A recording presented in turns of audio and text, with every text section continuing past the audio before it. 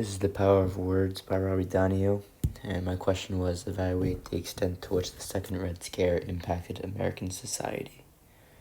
So first, why I chose this question, after the AP test, it was actually Louis Brea that talked to me about the Second Red Scare, and I found the idea of the spread of communism throughout our country extremely interesting.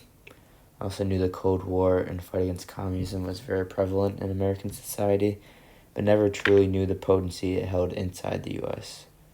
I wanted to learn more about how America tried to fight this problem inside its borders, as I knew it did outside its borders as well. As it turns out, the fight inside the American borders ultimately led to the evolution of American society. So this is source one. This is the Hollywood 10. This is our article about the Hollywood 10.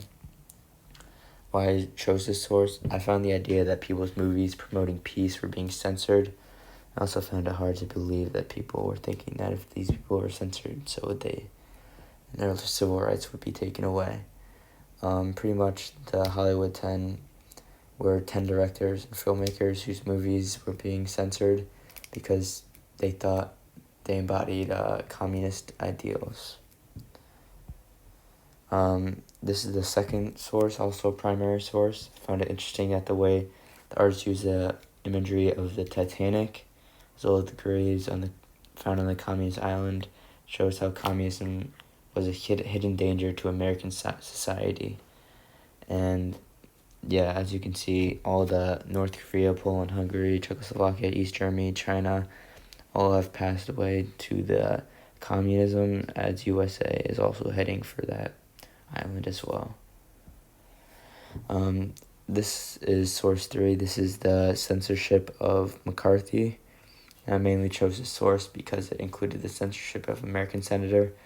This does not happen very often, so I thought it was extremely important and interesting that one's power is essentially being stripped away because of his words. And yeah, so this is pretty much just Senator McCarthy, his power being stripped away, essentially his power being stripped away as a senator. And yeah, I thought that was pretty important. Next, we have the loyalty program established by Harry Truman. I chose this because it's even very prevalent today with job background checks and stuff.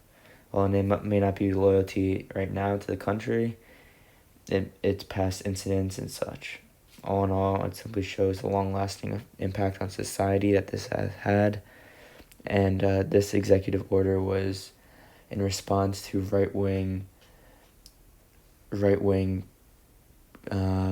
politicians explaining that, or claiming that Harry Truman's cabinet and government was filled with communist spies. So he came out with this to do backup checks on all the government officials, and yeah. And then this is a secondary source from Oxford. I found it interesting because it explains how people left cultural groups because they were scared of losing their jobs. It was sad to me how people lost their relationship to their culture because of the scare. Lastly, we have source 6, and this is also a secondary source from history.com. It talked about how many lost their friends and family because of this Red Scare, and how they were scared to associate with these people because they were afraid that it might jeopardize their job, and it's also inspired sadness within me because people should not be afraid to associate with their loved ones. It was scary and prevalent how people were being falsely accused of being communist as well. Thank you, and those are my sources.